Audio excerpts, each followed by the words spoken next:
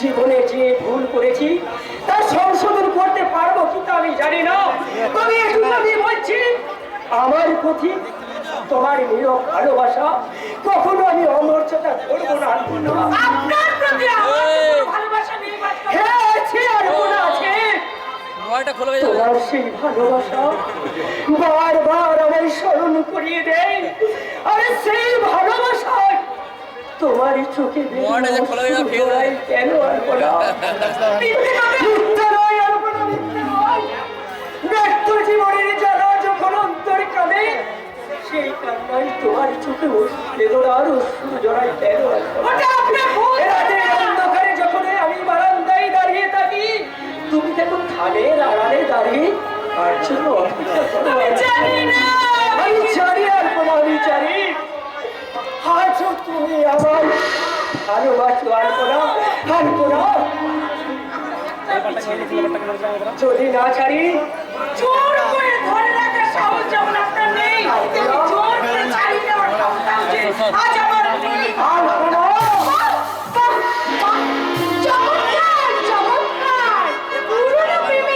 দৃশ্যটা কি সুন্দর! আমার স্বামীর প্রতি তোর এত লোভ কিসের? হ্যাঁ, জোর করে যদি এতই জানা হয় তাহলে যে তোকে এই বাড়িতে ঠাঁই দিয়েছে জানা ওই নীলাম্বর ঘোষালের কাছে গিয়ে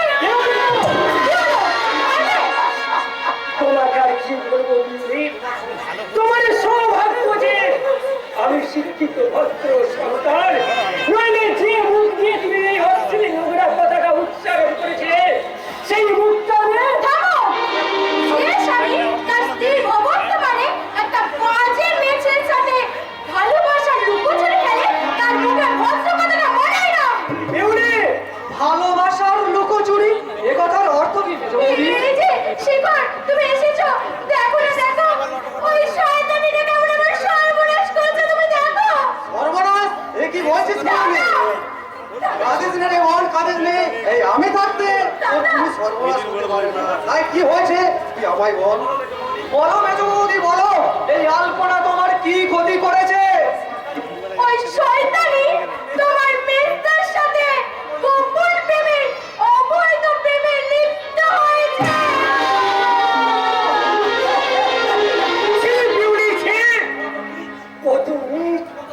কতহীন তোমার প্রবৃত্তি, তুমি যেন স্ত্রী একথা ভাবতে আমার ঘৃণা হচ্ছে, আর আমারও ভাবতে লজ্জা হচ্ছে। তুই আমার দাদা। হ্যাঁ রে শেখর, হ্যাঁ। আমি তোরই দাদা। তোর এই মিথ্যাবাদীর বৌদির কথাটা বিশ্বাস করার আগে তোর এই দাদার কথাটাই শুদ্ধ শোনা উচিত। তুই আর নতুন করে কি শোনাবি? ওদের দুজনের প্রেমের কাহিনী আমার অজানা নয়, তাই আমিও মেজ বৌদির মতো স্বীকার করছি তুই তোর বিকৃত ভালোবাসার টানে এই চরিত্রহীন আলপনার সঙ্গে।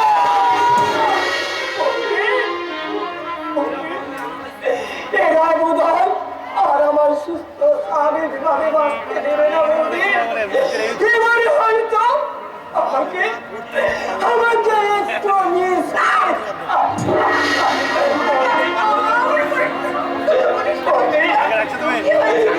কি হয়েছে রে? আমার মধ্যে তোদের মধ্যে ঝগড়া হয়েছে। জানো, তোমাকে আর একটাও করতে হবে না। তোমরা স্বামী স্ত্রী মিলে ভাস্করকে আমার কাছ থেকে সরিয়ে নেবে বলে ওই শয়তানিটাকে লেলিয়ে দিয়ে চাপাস করে গেছো না? বলতে পারবি আমরা ভাস্করকে ভাস্কর তুই যেমন অর্থ ছিল ভাস্কর, কিন্তু ওই যে আমার এগুলোর অর্থ কি? ফলো করছে বৌদি, আর সেই বলাকে সমর্থন করছে সেগুন আর কৈলাস বাবু। আসল ঘটনা তুমি আলপনাকে জিজ্ঞাসা করো বৌদি, তাহলে প্রমাণ হয়ে যাবে গোলাপটা বকছে কে।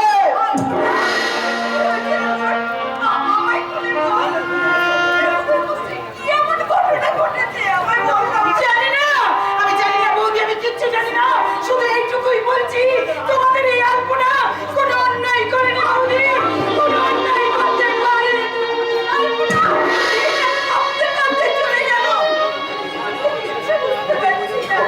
বিয়ে হয়ে এই ঘটনা যখন আপনি এখনো বুঝতে পারলেন না, তখন আমি আপনাকে বুঝিয়ে বলছি শুনুন। প্লিজ কৈলাস বাবু, প্লিজ আপনি এখান থেকে চলে যান। যাবে না। দাদা, তুমি এই বিষয়টা একটু ভালো করে ওদেরকে বুঝিয়ে বলো তো। মানে ওই ভাস্কর বাবু আলপনা বলে মেয়েটি শুনে গোপনে ব্যভিচার আর সেই দৃশ্যটা ইউনি নিজের চোখে দেখে ফেলেছে।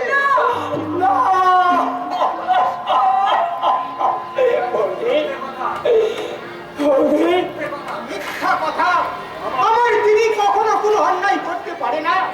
দিদির নামে মিথ্যা অপবাদ দিয়ে তাকে দূরে বাড়ি থেকে তাড়িয়ে দিতে চাই। ওই নষ্ট মেয়ে মানুষটা বাড়িতে থাকবে, নয় আমি সংসার থেকে আলাদা হয়ে যাবো। তবু নীলাম্বর ঘোষাল যাকে বোনের মর্যাদা দিয়ে এ বাড়িতে আশ্রয় দিয়েছে, কখনো কোনো অবস্থাতেই তাকে সে বাড়ির বাইরে যেতে দেবে না। তা দেবেন কেন? দিনের আলো যে আপনাদের সম্পর্কটা ভাই বোনের হলে রাতের অন্ধকার সম্পর্কটা কি কখনো ভোলা যায়?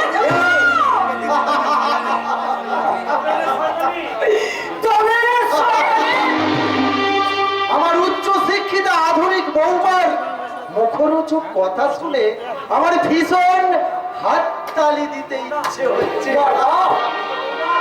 মেজ বৌমা, নিজের চরিত্র দিয়ে অপরের চরিত্র বিচার করা যায় না মেজ বৌমা। তোমাদের এই ভাই বোনের মতো সম্পর্কটা আমাদের ভাই বোনের মতো নয়। আমার অনেক অবাধ্যতা আমরা সহ্য করে এসেছি, কিন্তু আর নয়। এবার আমাদের কথা মতো ওই আলপনাকে বাড়ি থেকে তাড়িয়ে দিতে হবে। তুই এ কথা বলছিস শেখর? কোনোদিন আমার মুখের উপর কোনো কথা বলিস নেই, আর সেই শেখর তুই কিনা আমায় তোমার স্বেচ্ছাচার আর অবাধ্যতা আমায় এ কথা বলার সাহস দিয়েছে। চিনতে পারছো পারছো বড় বউ, চিনতে পারছো? ও আমাদের সেই ছোট্ট শেখর, যাকে আমরা বুকে করে মানুষ করেছি, যার কান্না থামাতে আমি ভরা দিঘির মাঝখান থেকে পদ্ম শালুক তুলে এনেছি। সেই শেখর আজ কত বড় হয়ে গেছে। দেখো দেখো বড় বউ, দেখো আজ কেমন মানুষের মতো মানুষ হচ্ছে। তাই তো আজ আমার অবাধ্যতার বিচারই করছে বড় বউ। তুমি শান্ত হও কন্যা, তুমি শান্ত হও। মেয়েটা না বুঝে হয়তো অন্যায় করে ফেলেছে। কোনো অন্যায় আমি প্রশ্রয় দেব না রে স্বাক্ষর। তাই সবাইকে আমি স্পষ্ট জানিয়ে দিচ্ছি, যতদিন না আলপনার বিয়ে হয়, আলপনা ততদিন এই বাড়িতেই থাকবে। আমি স্পষ্ট করে বলে দিচ্ছি যে আজ এই মুহূর্তে এই সংসার থেকে আমি পৃথক হয়ে যাব।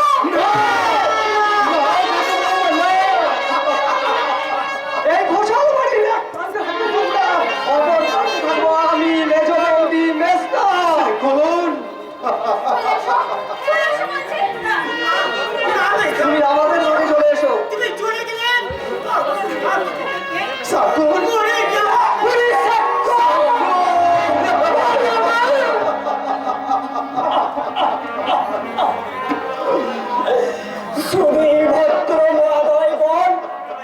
আপনারাই বলুন না, এখন আমার কি করা উচিত? যে দাদা বৌদি আমাকে ছোট্ট থেকে করে পিঠে করে খাইয়ে পরিয়ে মানুষ করেছে, ভাস্কর, তাদের পাশে থাকা আমার কর্তব্য। ভাস্কর, না যাকে আমি অগ্নি সাক্ষী রেখে সিঁদুরি পরিয়ে বরণ করে ঘরে এনেছি, তার পাশে থাকা আমার কর্তব্য। আমি বলছি শুনুন ভাস্কর বাবু, ওই স্ত্রীর পাশে থাকাই আপনার একমাত্র কর্তব্য। কৈলাস বাবু ঠিক কথাই বলেছেন। পিউলির সঙ্গে আমার 7 পাকের বাঁধনে 2-4 কোণের মন্ত্রের সম্পর্ক, আর দাদার সঙ্গে আমার রক্তের সম্পর্ক। তাই আমার বিবেকের বিচারে এই রক্তের সম্পর্ক তবে আমি আমার দাদা বৌদির কাছে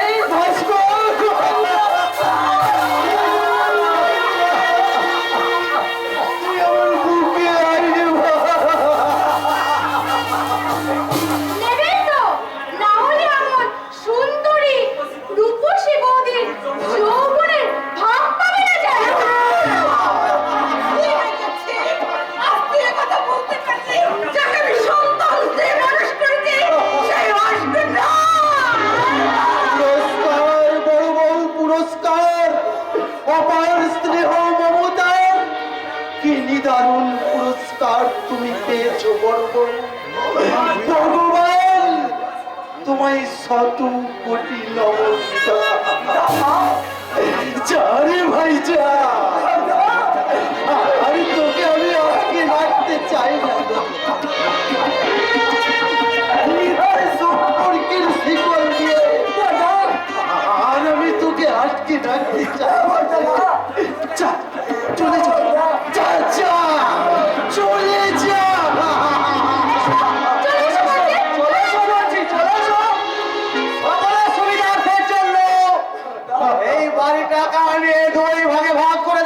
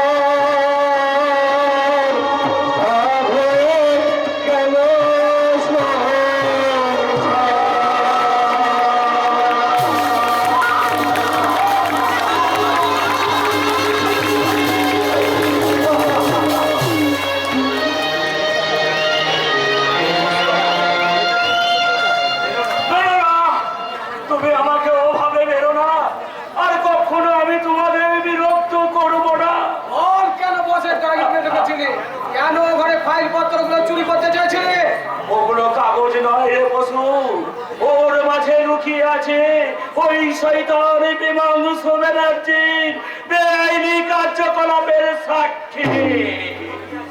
লুকিয়ে আছে আমার সব হারিয়ে যাওয়া নির্মম ইতিহাস। তাই তো বলো আমি চুরি করে ওই শয়তান বিমাংশ ব্যানার্জির মুখে মরণ কামড় বসাতে চাই।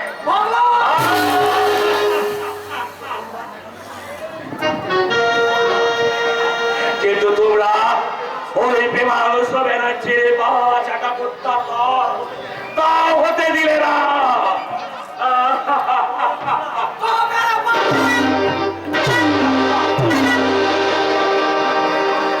বহুবারই তো তুমি আমার পিঠে চাবুক মেরেছ, একবার নিজের বিজেপির পিঠে চাবুকটা মেরে দেখো তো তোমার মনসত্বটা ঘুমিয়ে আছে না মারা গেছে? মরে গেছে। বেকারত্বের জ্বালা সহ্য না করতে পেরে আমার মনস্রোতটা একটু একটু করে শেষ হয়ে গেছে। না, আমি বলছি মরেনি, ওটা ঘুমিয়ে আছে। একটু খোঁচা দিলি ওটা আবার জেগে উঠবে। না, আমি আমার মনস্রোতকে আর জাগতে দেব না। যেদিন আমি বেকার ছিলাম, সৎভাবে বাঁচার জন্য একটা চাকরির আশায় অফিসের দুয়ারে দুয়ারে হন্য হয়ে ঘুরেছিলাম, সেই দিন তো কেউ ওই বেকারত্বের মূল্য বোঝেনি। তাই একমাত্র প্রেমাংশু ব্যানার্জি পথ থেকে তুলে নিয়েছে, পৌঁছে দিয়েছে আমাকে সুখের সীমানায়। তাই প্রেমাংশু ব্যানার্জির উপকার করতে নরকের চেয়েও নিচে নামতে রাজি। কি বলবে?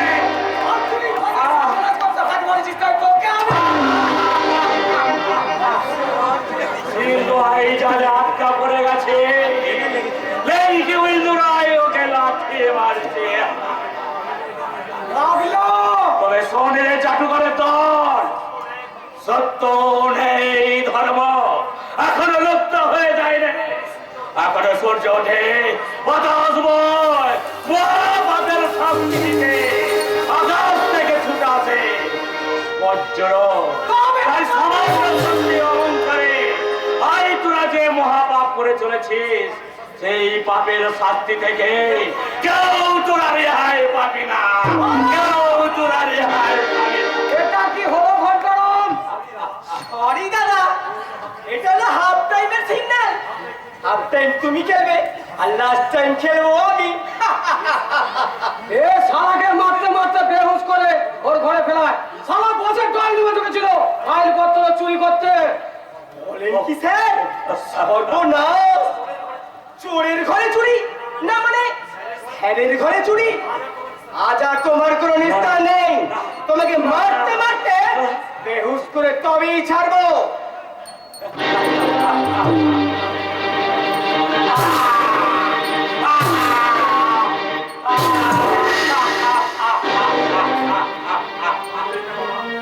কাঁদবেন না বাবা, যতক্ষণ আমি আছি ততক্ষণ ওদের হাত থেকে আপনাকে বাঁচাবার আপ্রাণ চেষ্টা করবো। কিন্তু আর কতদিন তুমি আমাকে আগলে রাখবে বাবা?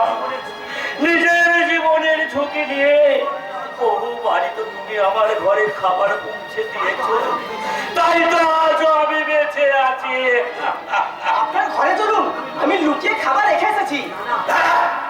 ও খাবার তুমি সরিয়ে নিয়ে যাও, ওরা জানতে পারলে তোমাকে ওরা খুন করে ফেলবে।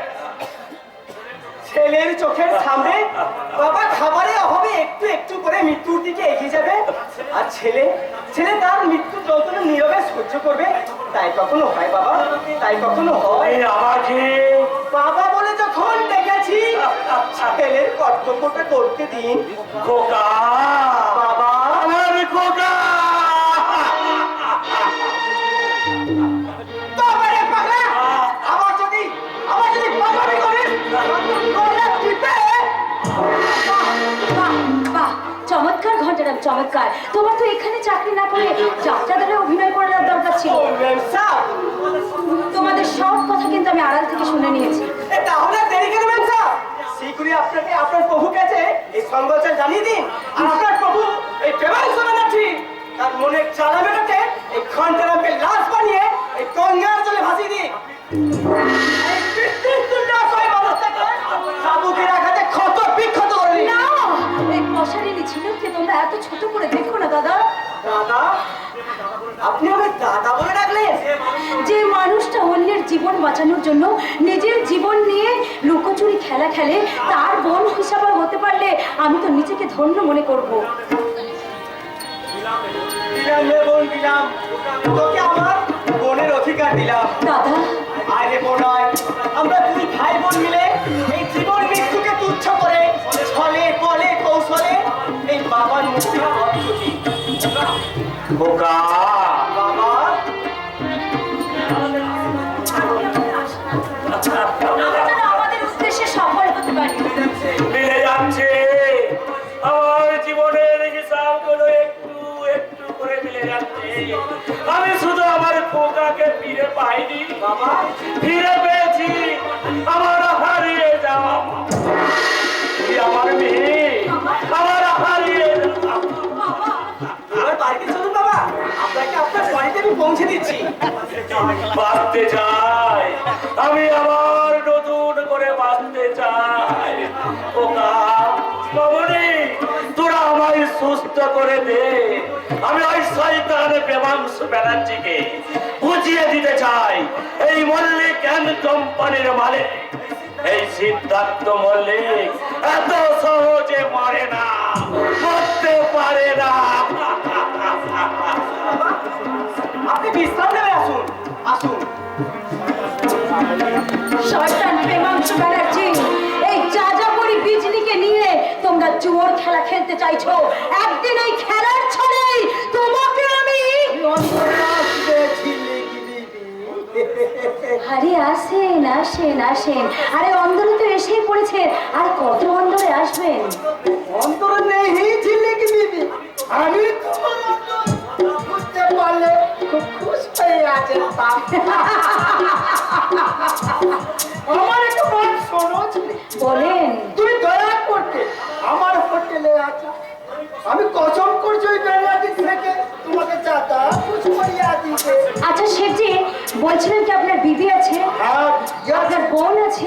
ইন্টারভিউ আছে। তাহলে এক কাজ করুন না, আপনার ওই বিবি আর বোনকে হোটেল ট্রান্সফার বানিয়ে প্রত্যেকটা মানুষের সামনে বিলিয়ে দিন। আমার সামনে চোখ উঁচু করে কথা বলবে না, নামিয়ে কথা বলো, চোখ নামিয়ে। আজ আর কোনো কথা শুনবো না। এই যে স্যারজি, আজ আমার সমস্ত টাকা ফিরে আর না দিলে বিজলিকে ফিরিয়ে নিয়ে যাও। আরে ভাগ যা শালা, আমার পাস্তরাতে নানা আছে। বেঈমান, সাব্বাস শেঠজি সাব্বাস, আপনি একদম ঠিক জায়গায় ঠিক অস্ত্রটা প্রয়োগ করেছেন। আমার সাথে বেঈমানি করা তুই আর রেহাই পাবি না স্যারজি। টাকা যখন দেবে নে, আমার বিজলিকে ফিরিয়ে চললাম। আয় বিজলি, তোমার বিজলি হাত ছাড়ো। আয় বেটি, আমি ভুল করে এই শয়তানকে আমাদের হাতে তুলে দিয়েছিলাম। আজ আমার ভুল ভেঙে গেছে, তাই তোকে আবার ওস্তাদ না, ওস্তাদ না, আমি আজ তোমাকে মনের পারে ঘেন্না করি। কেন জানো? কারণ তোমার জন্য আজ বিজলি মরে ঝিলিক হয়ে গেছে, তোমার জন্য আমার জীবন থেকে হারিয়ে গেছে বন্ধু। তাই আজ তোমাকে আমি মনে প্রাণে ঘৃণা করি, ঘৃণা করি, ঘৃণা করি। আমার কথা শোন বেটি, আমি যে তোকে আবে চুপ সালে, একদম চিল্লা হোল্লা করবি না। তোর জন্য আমার টাকা গেল, বিজলি বেটি পর হয়ে গেল, তোকে আমি ফোন করবো। আর একটা তোমাকে বলালে এই ভচালি আমি পূজা চালিয়ে দিব।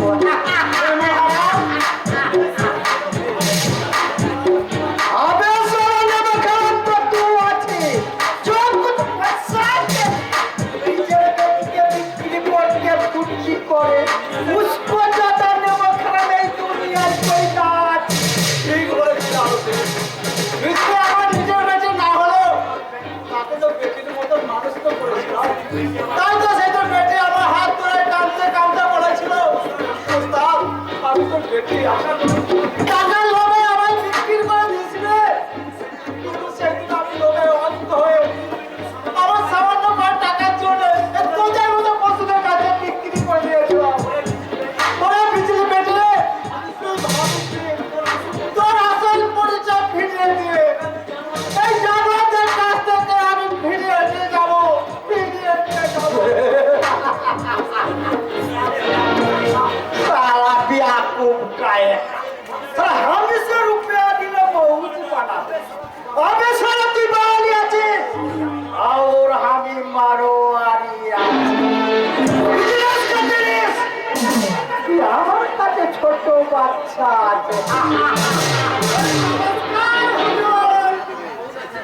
কেমন আছো ভাই? আছি হুজুর।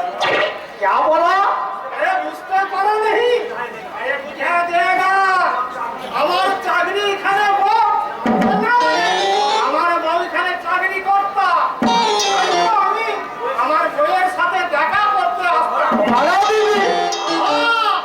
আমারও বিবি। আপনি নিশ্চয়ই আমার বউকে চেনে না। ওই যে হুজুর, আমার বউ ছোট্ট জামা আর ছোট্ট প্যান্ট দূর করতে। তাই তো আমিও অমনি ছোট্ট প্যান্ট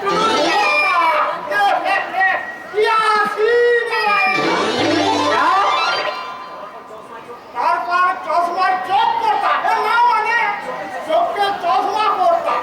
আর তার ঠোঁট ঠোঁটে আলতা করতাম। বডি মেয়ারটা। বলছি কি এখন যে যুগটাই পাল্টে গিয়া